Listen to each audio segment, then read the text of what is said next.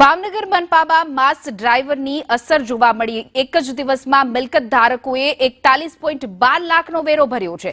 6 થી 12 ડિસેમ્બર સુધી 1.11 કરોડ મિલકત વેરાની આવક તો 4471 મિલકત જપ્તીના આપવામાં આવ્યા છે આદેશ। તો મનપાની ટીમે 100 થી પણ વધુ મિલકતોને સીલ માર્યા છે। મનપાએ 35 કર્મચારીઓની ટીમ બનાવી છે અને હવે જે લોકોએ મિલકત વેરો ભર્યો નથી તેને મિલકત ટાંચમાં લેવા માટે ઝુંબેશ હાથ ધરવામાં આવ્યું હતું। ડ્રાઈવની અસર જોવા મળી છે।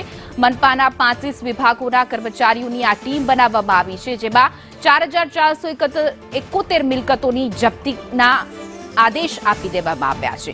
એક જ દિવસમાં મનપામાં 387 મિલકત ધારકોએ 41.12 લાખનો વેરો ભર્યો છે। મનપાની ટીમોએ 100 થી પણ વધુ મિલકતોને સીલ પણ કરી છે।